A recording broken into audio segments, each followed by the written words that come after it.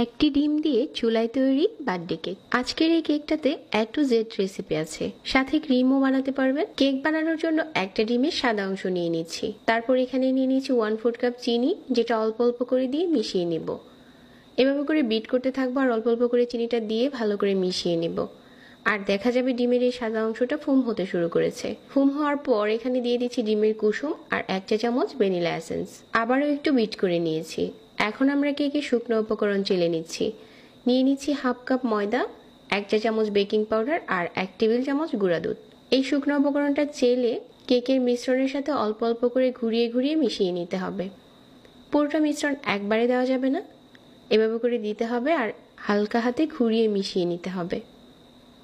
পুরোটা শুকনো উপকরণ মিশানো হয়ে গেলে কেকের মিশ্রণটা এখন রেডি।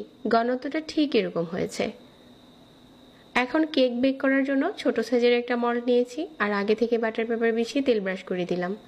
উপর থেকে কেকের মিশ্রণটা ঢেলে দিয়ে একটা শাঁসলিক কাঠি দিয়ে একটু ঘুরিয়ে দিতে হবে, যাতে ভিতরে কোনো বাবলস থাকলে ওটা বের হয়ে আসে। আগে থেকে তাওয়া বসিয়ে এরকম একটা স্ট্যান্ড দিয়ে পাত্রটাকে প্রিহিট করে নিয়ে কেকের মল্ডটা বসিয়ে দিয়ে বেক করতে হবে। কেকটা বেক হতে হতে আমরা এখানে ক্রিম বানিয়ে নিচ্ছি। একদম ঠান্ডা হুইপ ক্রিম নিয়ে নিচ্ছি 2 কাপ আর 1 চা চামচ ভ্যানিলা এসেন্স। 1/4 কাপ দিয়ে দিচ্ছি পাউডার সুগার। এই সব কিছু মিডিয়াম স্পিডে খুব ভালো করে বিট করে নিচ্ছি। বিট করতে করতে একটা সময় দেখা যাবে যে এই মিশ্রণটা একদম ফোমের মতো হয়ে গেছে আর এরকম ঠিক হয়েছে, তার মানে আমাদের ক্রিমটা রেডি। নর্মাল ফ্রিজে রেখে ঠান্ডা করে নিচ্ছি। আর কেকটাও বেক করা হয়ে গেছে।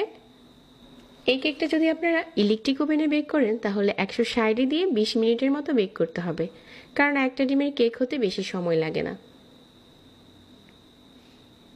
এখন হচ্ছে কেকটাকে পুরোপুরি ঠান্ডা করে নিয়েছি আর সাইডটা এরকম কিছুটা আলগা করে নিচ্ছি।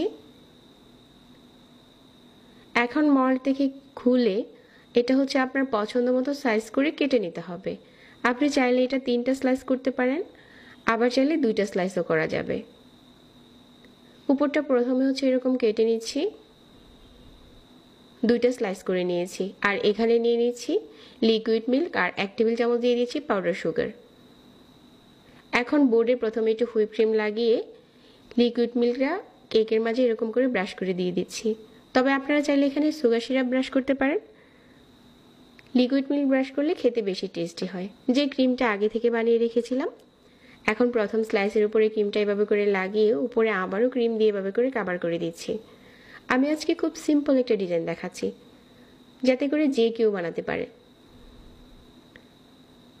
আর আমি এখানে নিয়েছিলাম আজকে বিবো হুইপ ক্রিম, যেটা আপনারা সুপার শপে কিনতে পাবেন। এখন উপরে হচ্ছে চামচ দিয়ে এভাবে একটু ঘুরিয়ে একটু হালকা ডিজাইন করে দিচ্ছি। উপরটাতে একটু স্প্রিঙ্কল দিয়ে সাজিয়ে দিচ্ছি। এটা অপশনাল, আপনার পছন্দ হলে যে কোনোভাবে সাজাতে পারেন। আমি এর থেকে বেশি আর ক্রিম লাগাবো না। আমাদের কেকটা এখন রেডি। এখন চলুন কেকটা কেটে পরিবেশন করি। একদম সিম্পল কিছু উপকরণ দিয়ে এরকম একটা কেক ঝটপট রেডি করতে পারেন।